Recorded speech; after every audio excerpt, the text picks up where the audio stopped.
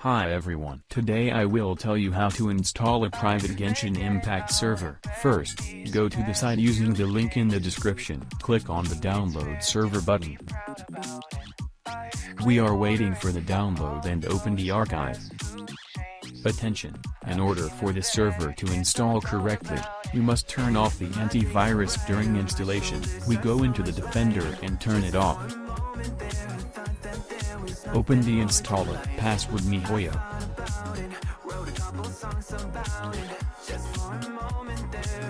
We are waiting for the installation to finish.